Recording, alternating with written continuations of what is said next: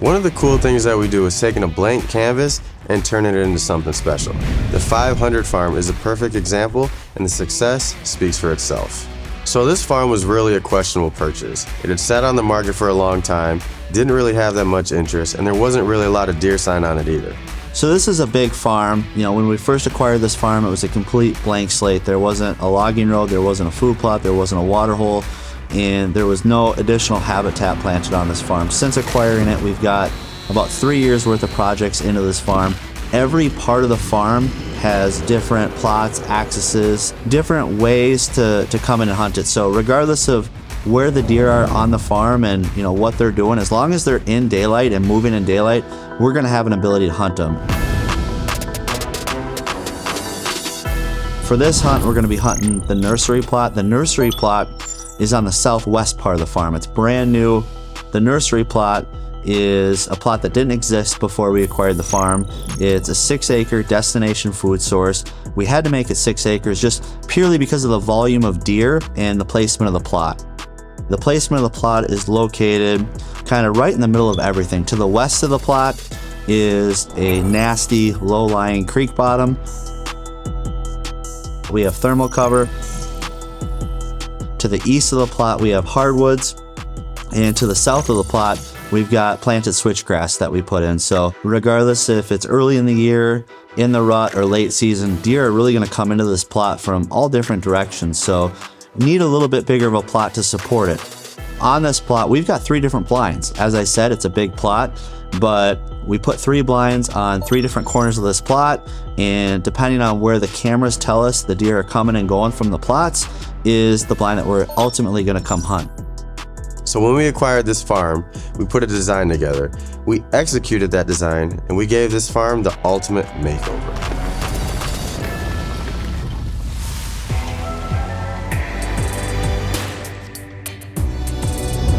So last year, I punched my Wisconsin archery tag on January 7th, which was the second to last day of the archery season. So while it was fun hunting in late season, my goal this year was to punch my tag a little bit earlier on in the year. So had a couple of bucks in mind, a couple of bucks that we had quite a bit of history with.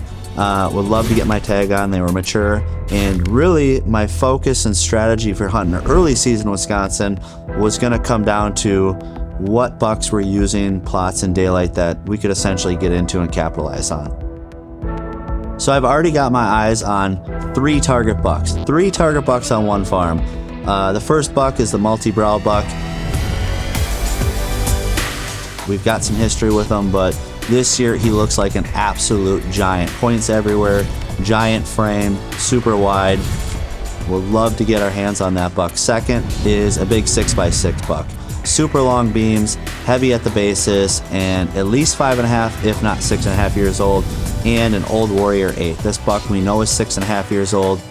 We've got a lot of velvet footage of this buck. He's been hanging around for the last couple of years and always seems to be right in the middle of where fights are going on. So 3 target bucks on this farm at one point, all 3 of which we can hunt in the same section of the farm. This is where we need to hunt.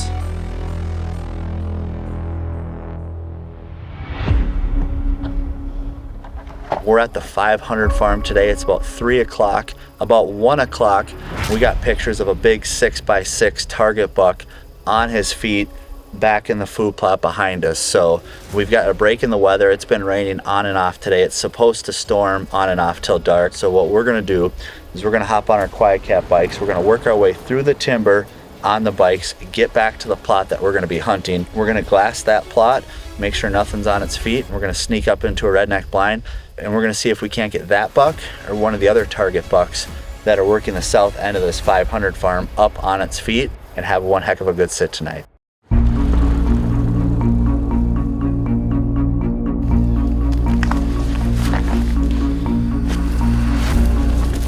We're hunting in Buffalo County, Wisconsin. We got 2 target bucks, and a little bit after 1 o'clock today, we actually got a picture of one of our target bucks, a big 6x6, 5.5-year-old, on his feet already. So we snuck up to this blind not far from where we got a picture of that buck. And we think that as it gets a little closer to dark and those pockets of rain start to lift and we get a few breaks, there's a pretty good chance that he could be on his feet feeding in this soybean plot that we planted here. So a couple good mature bucks in here.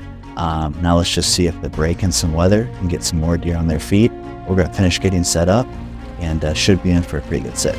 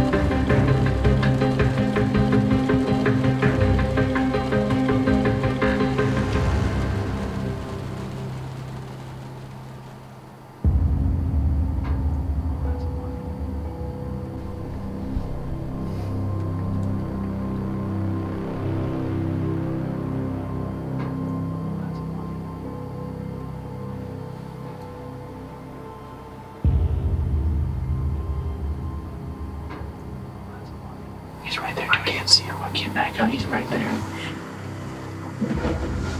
He's behind that tree.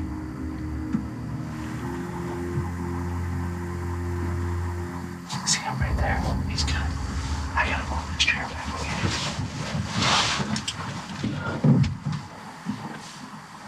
Oh, he's coming right at us. Okay.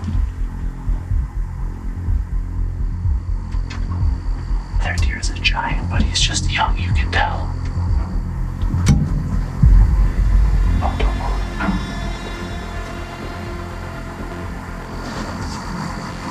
Yeah, no, it's not him. It's not him. But it's a good buck. It's a really good deer. There's another buck coming.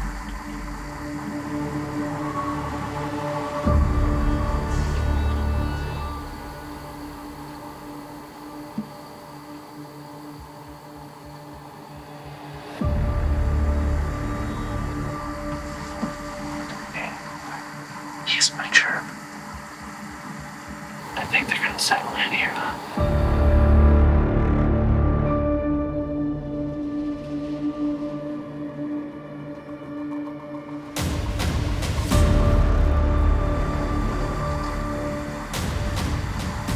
He's broadside at 40 yards right now.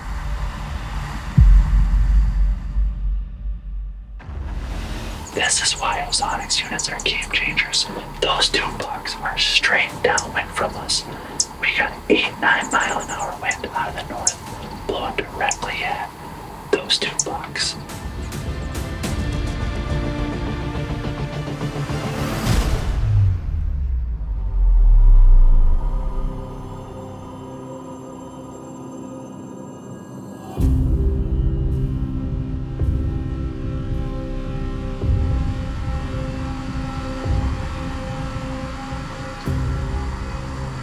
Let's see how it feels.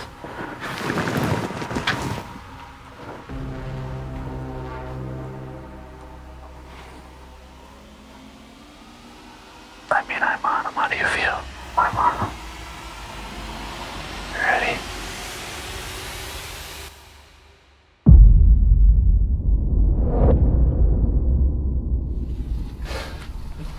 Smoked him, right? Whew.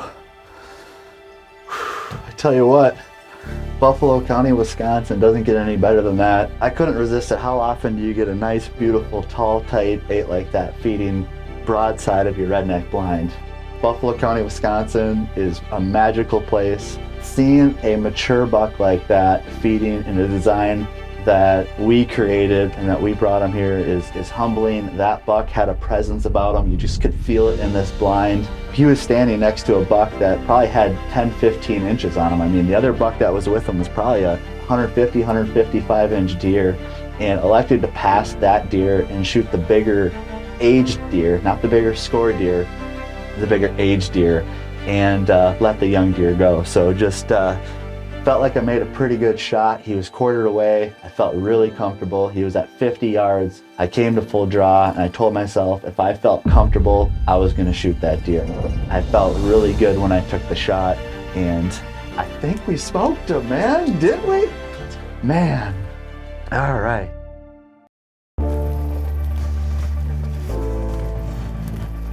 We're back where we shot him about an hour and a half or two ago. We reviewed the footage.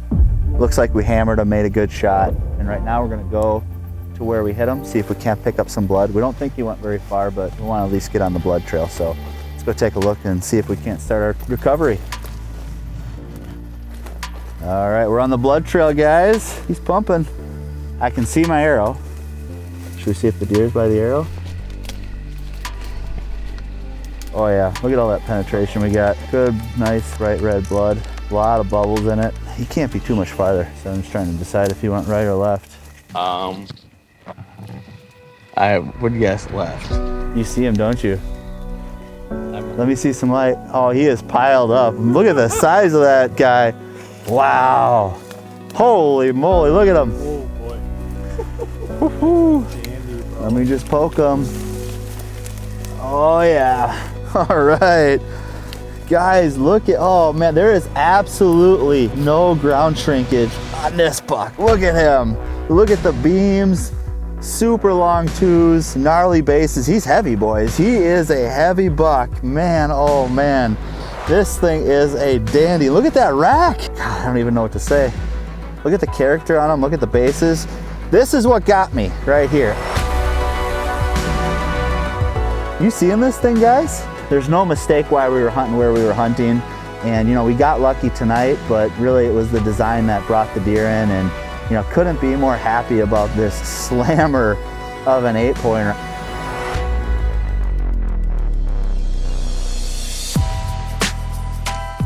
So my tag is punched. I'm excited. I'm thrilled. You know, anytime you can get your hands on a 6.5-year-old buck, that's a trophy in itself. You know, you shift ahead a couple months. We're into the Wisconsin gun season.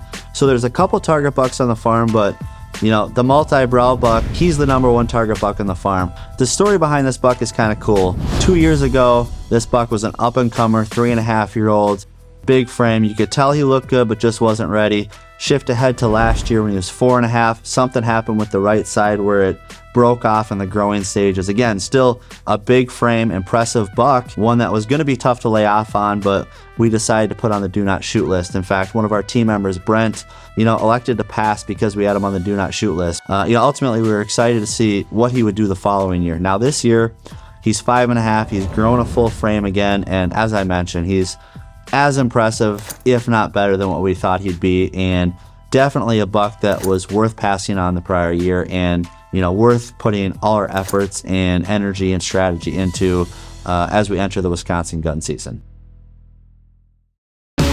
This is season 4 of Love the Grind. For more exciting content and tips from the field, subscribe to Love the Grind TV on YouTube, and make sure to follow Love the Grind TV on Facebook, YouTube, Instagram, and TikTok.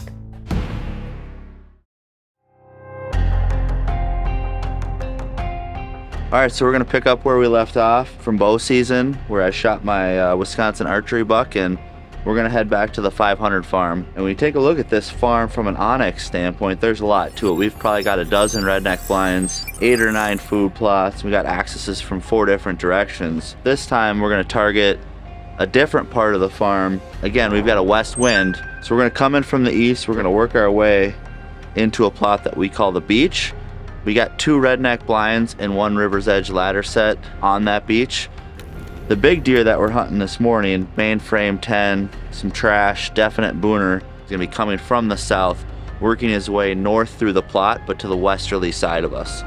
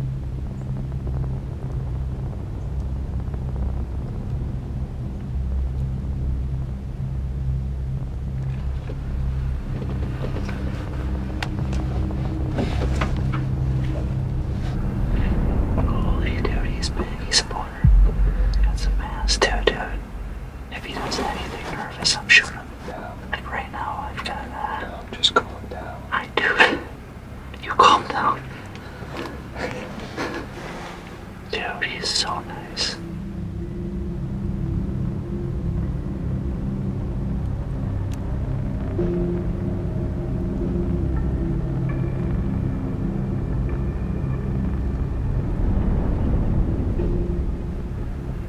Dude, this deer is big, man. He's real big. Safety's off, arm right on him. He's just gotta turn.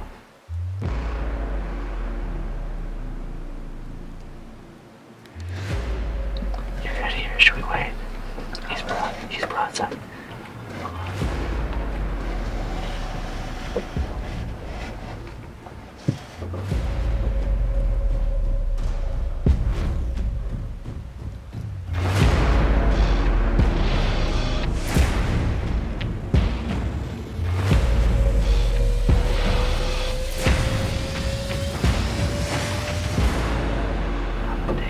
Okay.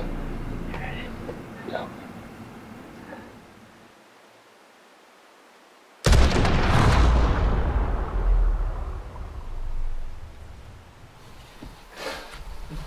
Smoked him, right? Watch him. I think he went down, right? He's gonna go down. I think he went down. I think I just smoked a booner, baby. I really think I just smoked a booner. He is a giant. He was broadside, offered me a really good shot. I got my elevated arms gun here. He's what, 100 yards away, literally standing underneath that other redneck blind. I'm gonna take my shot right now. I'm gonna erase all other variables that could potentially happen between now and whatever the heck he was gonna do. And I think that shot is fatal. I think we just got a boner. Woo! I think he's good. Anytime you put all your eggs in one basket and go after one specific deer, your chances of harvesting an animal go down. But after putting my hands on this deer, it confirms that he was worth every ounce of risk in punching a tag or not punching a tag. You know, whether it was day 1 or day 10 of the hunting season, it was this buck and this buck only, and this is why.